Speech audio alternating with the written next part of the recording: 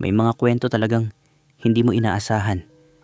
Yung simpleng araw na parang wala namang espesyal. Biglang nagiging simula ng pagbabago sa buhay mo. May mga taong darating ng tahimik, walang ingay, pero sila yung magbibigay ng init sa malamig na gabi at ng lakas sa puso mong matagal ng pagod. At minsan, sa pagitan ng dalawang pintong magkatapat, may lihim na unti-unting tumutubo. Dahan-dahan, masakit, masarap, at totoo. Welcome sa M2M Desires, kung saan binibigyang boses natin ang mga kwento ng pag-ibig, pagnanasa, at mga lihim na hindi madaling ikwento. Mga kwentong minsan ay masakit, minsan ay nagdudulot ng pag-asa, at laging totoo. Bago tayo magsimula, huwag kalimutang i-like ang video, mag-comment, at mag-subscribe, lalo na kung mahilig ka sa mga true-to-life BL at M2M confession stories. Malaking tulong ang bawat engagement para mas marami pa tayong kwentong maibahagi sa mga susunod na araw. At syempre, special shoutout kay Jeffrey Tan Martinito.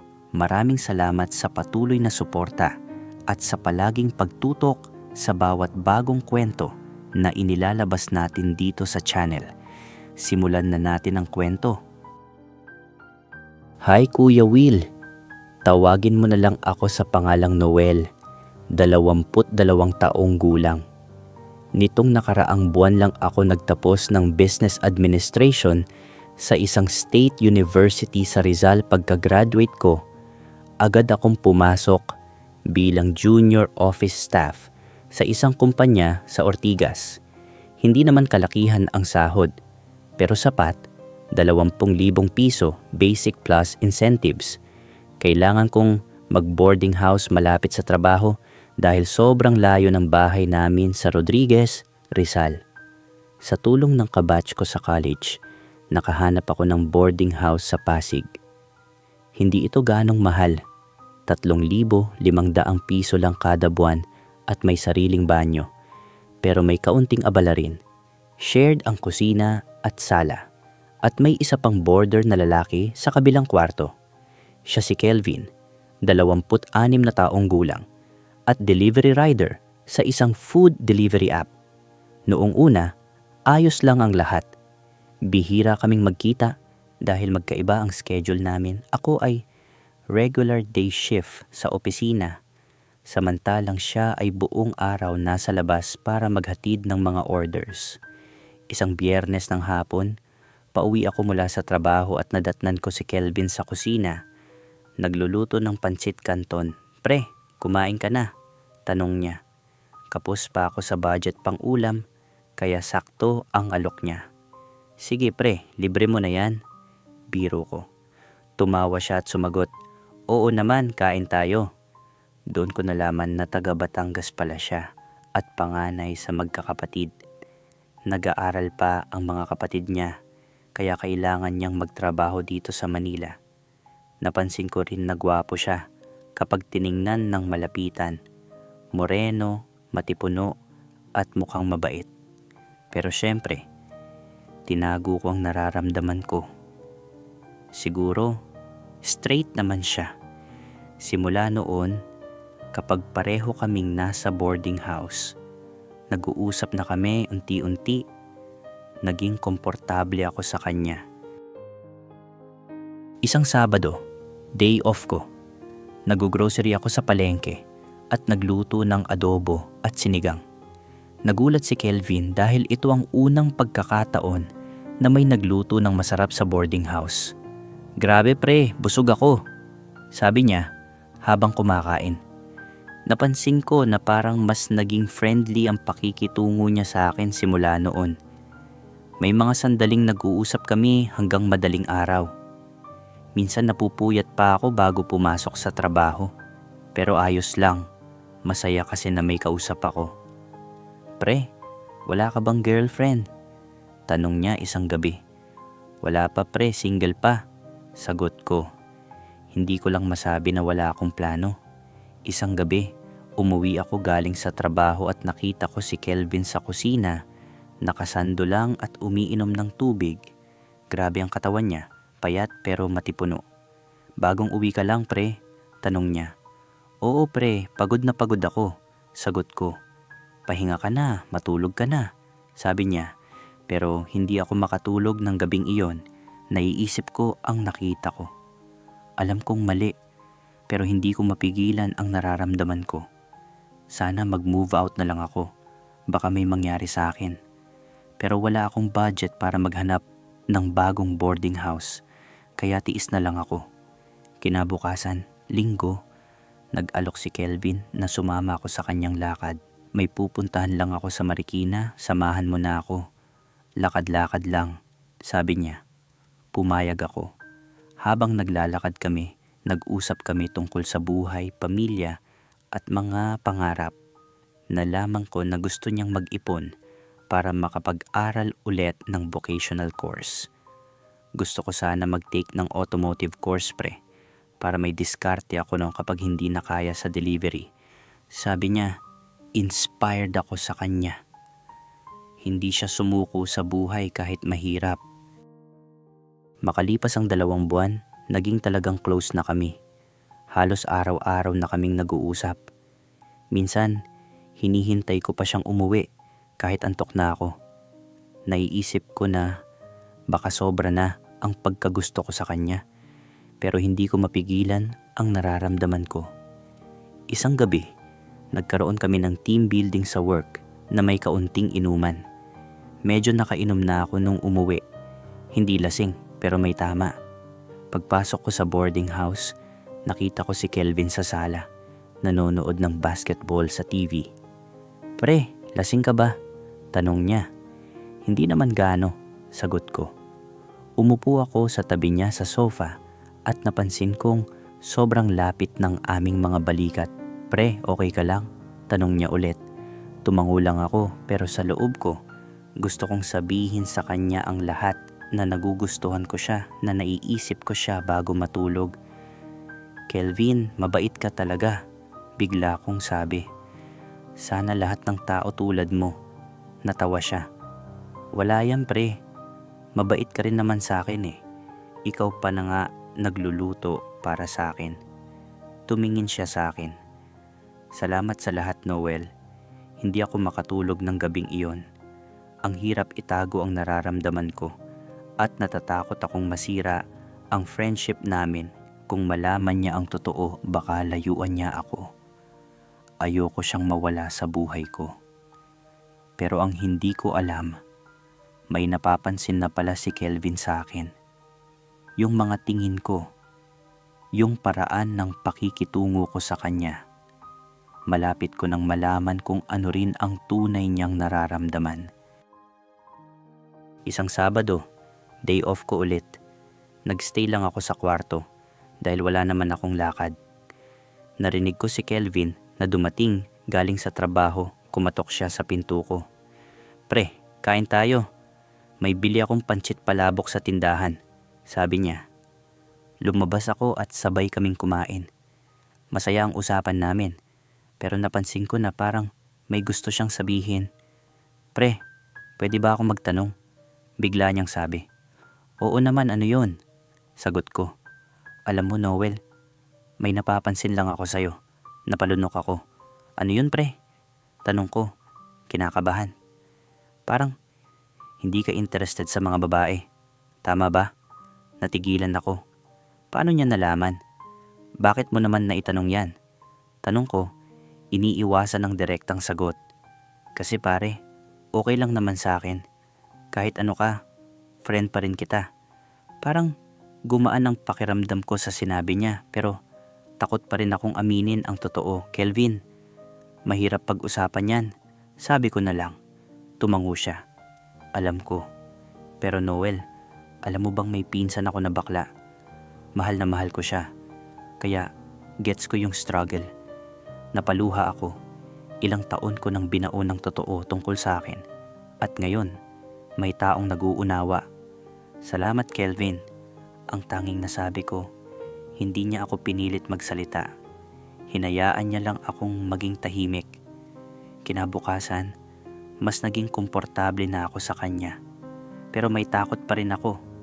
Takot na baka kung aminin ko, maiba na ang pagtingin niya sa akin. Takot na baka layuan niya ako. Takot na baka mawala siya sa buhay ko. Isang linggo, umuulan ng malakas. Walang pasok si Kelvin dahil mahirap mag-deliver sa ganitong panahon. Ako naman, suspended ang work. Nagstay lang kami sa boarding house, nagluto ako ng sopas para mainit. Pre, sarap nito, sabi ni Kelvin. Ngumiti ako. Specialty ko yan pag tag-ulan. Nanonood kami ng movie sa laptop niya habang kumakain, magkabalot sa kumot dahil malamig. Noel, pwede ba akong magtanong ulit? Bigla niyang sabi. Napalunok ako. Ano yon? Yung tanong ko dati, totoo ba? Okay lang. Hindi ka kailangan sumagot. Kung ayaw mo, huminga ako ng malalim. Pagod na akong magtago. Oo, Kelvin. Oo, totoo. Gay ako. Tahimik siya ng ilang segundo. Akala ko, tatakbo na siya papalayo. Pero ang ginawa niya, hinawakan niya ang kamay ko. Salamat sa pagtitiwala sa akin, Noel. Sabi niya. Napaiyak ako. Hindi ka ba mangiiwan? Tanong ko. Bakit naman kita iiwan? Kaibigan kita. Noel, walang magbabago. Sagot niya. Pero may gusto pa akong sabihin. Gusto kong aminin na hindi lang friendship ang nararamdaman ko. Ngunit natatakot ako. Baka mawala pa yung friendship na meron kami. Kelvin, may gusto pa sana akong sabihin.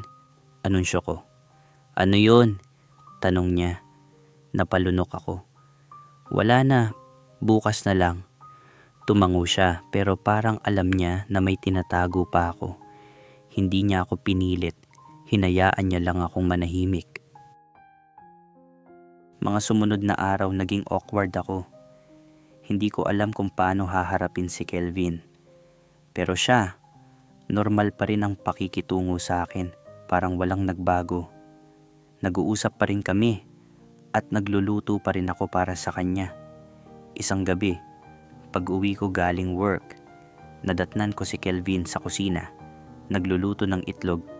Pre, kumain ka na ba? Tanong niya. Hindi pa, sagot ko. Sakto, may extra akong kanin. Tara, kain tayo. Habang kumakain kami, bigla siyang nagsalita. Noel, alam mo ba, may sasabihin din pala ako sa'yo. Napalunok ako. Ano yun, pre? Yung araw na umamin ka. Naisip ko, ang tapang mo. Kasi ako, matagal na akong may tinatago. Kumunot ang noo ko. Ano yung tinatago mo? Huminga siya ng malalim. Noel, hindi rin ako straight. Natigilan ako. Hindi ko alam kung tama ba ang narinig ko. Ano ibig mong sabihin? Tanong ko. Bisexual ako, Noel. May girlfriend ako dati pero nag-break kami. Kasi nalaman niyang may nararamdaman ako para sa tropa kong lalaki. Napahinto ako sa pagkain. Seryoso ka ba? Tumango siya. Pero bakit mo sinasabi sa akin to? Tumingin siya sa akin ng diretso. Kasi, Noel, hindi lang kaibigan ang turing ko sa'yo. Gusto kita. Matagal na. Parang hindi ko kayang paniwalaan ang narinig ko. Kelvin, baka joke lang to, sabi ko. Umiling siya. Hindi. Totoo to simula pa nung nilutuan mo ako ng adobo. Doon ko na-realize. Gusto kitang makasama palagi. Naluha ako. Hindi ko alam kung dahil sa tuwa o takot. Kelvin, paano kung hindi ka sure? Tanong ko. Paano kung sa huli, magsisisi ka? Lumapit siya sa akin. Noel, sigurado ako. Pero kung ikaw, hindi ka pa ready, okay lang. Hihintayin kita. Pero ang totoo, gusto ko na rin. Pagod na akong maghintay. Pagod na akong magtago. Kelvin, gusto rin kita. Matagal na. Ngumiti siya, totoo ba? Tumango ako. Oo, takot lang akong sabihin. Yun ang simula ng lahat. Naging kami na. Lihim lang namin. Sa boarding house lang. Kapag walang ibang tao, magkahawak kamay, magkayakap. Parang panaginip na naging totoo. Pero takot pa rin ako sa mga susunod na mangyayari. Kelvin, paano kung may makaalam? Paano yung landlady? Paano yung mga kasama natin dito? Tanong ko. Bahala na, Noel. Ang importante, tayo ngayon, sagot niya. Sa mga sumunod na linggo, naging masaya kami. Nagluluto ako para sa kanya. Hinahatid niya ako sa sakayan papasok sa trabaho. Parang mag-asawa na kami. Pero syempre, lihim lang. Ngunit tulad ng lahat ng lihim, may araw na kailangang lumabas. Isang hapon, umuwi ako ng maaga dahil half day lang. Nakita ko si Kelvin sa kwarto ko, natutulog sa kama ko. Humiga ako sa tabi niya. Hindi ko napansin na may ibang boarder na dumating, si Kuya Joel, yung boarder sa pinakadulo. Binuksan niya yung pinto ng kwarto ko kasi akala niya walang tao. Nakita niya kaming magkayakap. Ay, sorry, sabi niya at agad na nagsara ng pinto. Natigilan ako. Ito na yung kinakatakutan ko. Pero si Kelvin, hinawakan lang ang kamay ko. Okay lang yan, Noel. Kung anong mangyari, lalabanan natin. Kinabukasan, hindi maiwasan ni Kuya Joel na kausapin kami tungkol sa nangyari. Mga pre, huwag kayong mag-alala. Hindi ako magsusumbong sa landlady basta respetuhin nyo lang yung boarding house. Napalunok ako. Salamat po Kuya Joel. Pero tandaan nyo, mahirap ang mundo sa labas. Mag-ingat kayo. May mga taong hindi makakaintindi. Dagdag niya, tama siya. Pero mas takot ako sa posibleng epekto nito sa trabaho ko. Baka may masamang tingin sa amin ang iba kung malaman nila at magdulot ng problema sa akin. Si Kelvin naman, matatag. Noel, huwag kang mag-alala. Dito lang tayo sa boarding house. Sa labas, normal lang tayo. Walang makakaalam. Sabi niya, alam ko sa sarili ko na hindi iyon solusyon. Hindi pwedeng magtago palagi. Isang araw, nakita kami ng kaibigan ko galing sa mall. Magkahawak kamay kami at hindi namin napansin na nandoon siya. Noel, ikaw ba yan? Sigaw niya. Agad kong binitawan ng kamay ni Kelvin. Ah, hi Mark. Tropang kaibigan lang ito si Kelvin, sabi ko. Pero halata sa mukha ni Mark na hindi siya naniwala. Asus, okay lang yan Noel. Secret ko lang. Sagot niya at ngumiti. Kinabukasan, nagsimula na ang chismis. May nag-message sa akin. Noel, totoo ba? May boyfriend ka? Hindi ko alam kung ano ang isasagot. Takot akong maapektuhan ng trabaho ko. Pero si Kelvin, nandyan lang. Noel, ano man ang mangyari, nandito ako, sabi niya. Sa huli, nagdesisyon akong lumipat ng trabaho sa isang kumpanya na mas open-minded at mas supportive. Si Kelvin naman, nagpatuloy sa pag-aaral ng automotive course. Nag-ipon kami ng 2 taon at sa wakas, lumipat sa sarili naming apartment. Hindi pa rin kami open sa lahat. May mga tao pa rin hindi nakakaintindi. Pero mas masaya kami ngayon kasi hindi na kami nag-iisa. Mayroon kaming isa't isa at iyon ang sapat na para maging buo ang mundo namin. Kung may natutunan ako sa lahat ng ito, huwag kang matakot maging totoo, pero maging matalino rin. Protektahan mo ang sarili mo. Kasi ang pag-ibig, kahit totoo, kailangan pa rin ng diskarte para mabuhay sa mundo natin. Wow! Ang ganda ng kwento na to. Salamat Noel sa pagbabahagi mo ng iyong karanasan. Alam kong hindi madali ang lahat ng pinagdaanan mo. Yung takot, yung pag-aalinlangan, at yung tapang mong harapin ang totoo, alam mo.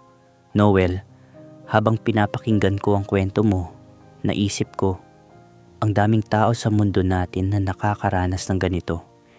Yung takot na tanggapin ang sarili, yung takot na ma-reject, at lalo na yung takot na mawalan ng trabaho o ng mga taong mahalaga sa'yo.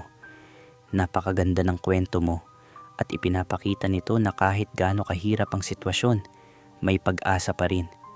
Noel, nais kong sabihin sa'yo, proud ako sa'yo kasi sa kabila ng lahat ng takot mo, nagpatuloy ka pa rin. Hindi ka sumuko sa pag-ibig at hindi ka sumuko sa sarili mo. At sa tulong ni Kelvin, natagpuan mo ang lakas na harapin ang mundo. Pero tandaan mo rin, tulad ng sinabi mo, Kailangan tayong maging matalino. Protektahan mo ang sarili mo, pero huwag mong ikahiya kung sino ka. May tamang panahon para sa lahat. At ang mahalaga, mayroon kang taong susuportahan ka, si Kelvin. Ingatan mo siya at ingatan nyo ang isa't isa. Mga ka-desires, ang aral ng kwentong ito ay simple pero malalim. Huwag kang matakot maging totoo, pero maging matalino ka rin sa paglakad mo sa mundo. Ang pag-ibig, kahit gaano katotoo, ay kailangan ng tapang, tiwala, at diskarte para mabuhay sa lipunang hindi pa ganap na handa. At sa mga taong katulad ni Noel na nagtatago pa, nais kong sabihin, darating ang araw na handa ka ng lumabas. Walang nagmamadali. Pero tandaan, hindi ka nag-iisa. Marami tayong katulad mo at nandito kami para suportahan ka. Ngayon, gusto kong marinig ang inyong mga boses.